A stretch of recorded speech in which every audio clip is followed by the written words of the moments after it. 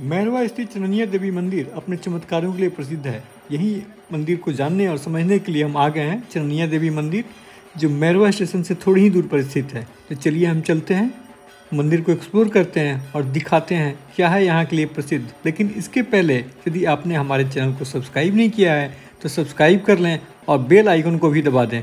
तो हम मंदिर जाएंगे और इसके बारे में पूरी जानकारी हासिल कर आपको बताएंगे।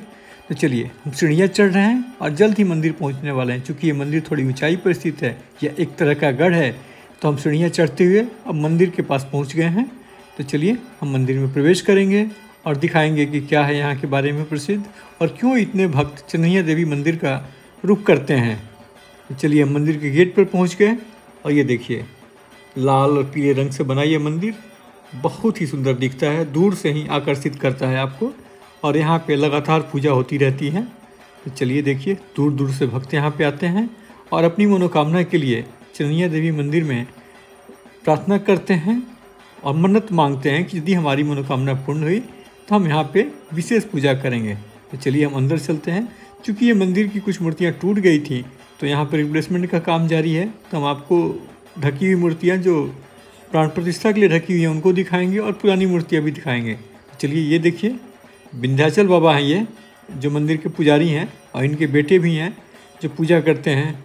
आगे हम बढ़ते हैं और दिखाते हैं मंदिर के बारे में, एक ओवरऑल व्यू दिखाते हैं और फिर हम जानेंगे बाबा से डिटेल्स कि एक्चुअली क्या है इस मंदिर का महत्व और ये मंदिर कब से एग्जिस्टेंस में है और क्या क्या इससे जुड़े रहस्य हैं जो आपको जानने चाहिए। तो हम आगे बढ़ रहे हैं, ये दिखाते हैं इनका मुख्य द्वार जो लकड़ी का बना हुआ है, लाल लकड़ी का।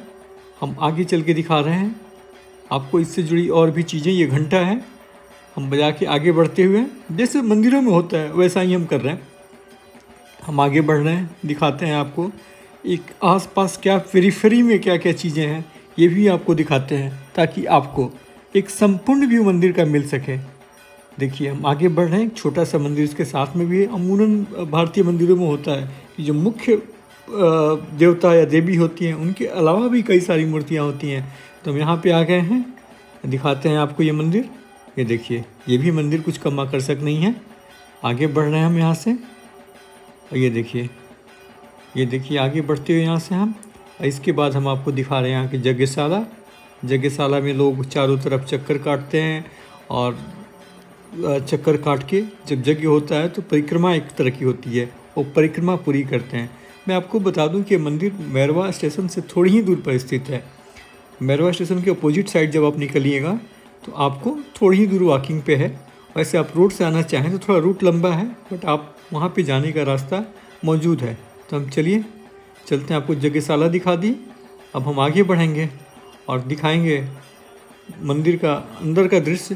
तो चलिए, ये देखिए पुरानी मूर्ति है जो थोड़ी खंडित हो गई है, इसलिए इसको रिप्लेस किया जा रहा है। हम आगे बढ़ते हैं, दिखाते हैं। ये देखिए, जो मंदिर का मुख्य ये है जहाँ की मूर्तियाँ लगी हुई हैं, ये नई मूर्ति लग गई है, लेकिन अब चूँकि प्राण प्रतिष्ठा हुई नहीं है इसलिए इनका मुंह खोला नहीं गया है। हम आगे बढ़ेंगे और बाबा इस बारे में विशेष बताएंगे कि कब क्या है, कैसे होगा ये सब। हम आज आ गए हैं मैरवा के पास स्थित चननिया देवी मंदिर। हमारे साथ हैं मंदिर के पुजारी चंदन जी महाराज, वो हमको बताएंगे चननिया देवी मंदिर का इतिहास और कैसे माता प्रकट हुई और क्या इनकी प्रसिद्धि है। तो चंदन जी बताइए। जी, जय माता दी। जय माता दी। ये बलिया के सहदेव चौधरी की पुत्री जी, ये विश्व सुंदरी थी। जी जी जी। तो एक मीठा नाम का दुष्ट व्यक्ति कहिए, जी जी।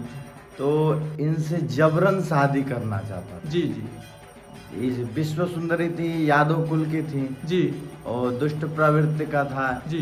तो जब ये लोग, इनके परिवार वाले कुआं में, उसका विष 7 कोस में, गुफा 7 कोस में अखड़ा था। जी जी। तो कुआं से पानी लेने इनके परिवार वाले जाते थे। तो दुष्ट प्रवृत्ति का व्यक्ति क्या करता, कभी मांस डाल देता, हड्डी जी, डाल जी। देता कुआं में और पानी लेने नहीं देता था। जी जी। कहता था हम शादी करेंगे तब आपको पानी, मतलब ये जी, सब लेने देंगे। दबाव डालता था एक तरह से। जी, तो इनके परिवार वाले को एकदम तंग करता था। जी। तो ये वहाँ से अब अत्याचार एकदम कर दिया था। तो वहाँ से यहाँ पर आए, यहाँ पर एक सिरधर रहते थे। जी जी। जो आपका स्याही देख लें, जी स्याही जी, पुल। स्याही नदी। हाँ। जी, वहाँ पर एक चांदी का थाली और लोटा निकलता था। जब किसी को भूख प्यास लगता था तो यहाँ पे चांदी का थाली और लोटा निकलता था। तो ये सिरधर वहीं पे रहते थे, उनके पास आए। सिरधर भी बहुत बलवान थे जी, उस दुष्ट व्यक्ति से भी बलवान थे, मेठा से जी। तब यहाँ आए, इनके परिवार वाले कहें कि देखिए ऐसा ऐसी बात है, दुष्ट व्यक्ति है मेठा, ये जबरन हमारी पुत्री से विवाह करना चाहता है और ये हमारे कुल का नहीं है जी। तो अब यहाँ पर भी उसको मालूम चल गया कि इनको लेकर के यहाँ चले गए हैं। तो ये आपका दरौली पुल है, वहाँ से नदी पार करके वो भी आ गया यहाँ पे, वो भी यहाँ पर आ गया। यहाँ पर ये इनको बड़ा रिक्वेस्ट किया गया, जो सिरधर थे ये मुंह में नहीं पड़ना चाहते थे। रिक्वेस्ट के बाद वे भी तैयार हो गए और मेठा और सिरधर से यहाँ विश्व मल्ल युद्ध हुआ। मल्ल युद्ध हुआ बड़ा सा जी, बहुत बड़ा युद्ध हुआ। जो आप यहाँ पर उस युद्ध में इतने लोग मारे गए कि यहाँ की 16 बीघा की मिट्टी रेतीली हो गई, लाल हो गई एकदम रक्त से जी। और यहाँ पर बहुत लोग मारे गए। तब जा करके मेठा मर गया तो सिरधर भी, अब विश्व सुंदरी थी सिरधर भी, उसका भी मन डोल गया। वो भी सोचा कि हम भी शादी कर ले। अब क्या, तो सिरधर से बचने के लिए माता ने यहाँ पर बहुत बड़ा इमली का वृक्ष जी, उस इमली के वृक्ष में अपना आत्मसमर्पण किया जी। जो आप दिखा सकते हैं, यही माता है जो पिंडी के रूप में भी प्रकट हुई है। तो यहाँ पर जी बोलते रहिए आप। जो हमारे पूर्वज थे, आज हमारे छठा पुष्ट है जी, तो हम छठे पुष्ट में चल रहे हैं। तो हमारे पूर्वज को माता ने स्वप्न दिखाया, जो डुमराव राजा के यहाँ रहते थे, पूजा वजा करते, बक्सर के पास डुमराव जी, वहाँ पे रहते थे, राजा के यहाँ पूजा वजा करते थे। वहाँ माता ने उनको स्वप्न दिखाया, बेटा तुम यहाँ पर आकर तुम्हारे खानदान को हम रक्षा करेंगे, रखेंगे जी। तो माता ने वहाँ से राजा के यहाँ से छोड़ करके वो आकर के यहाँ पर माता का रख करके और पूजन करने लगे तब से।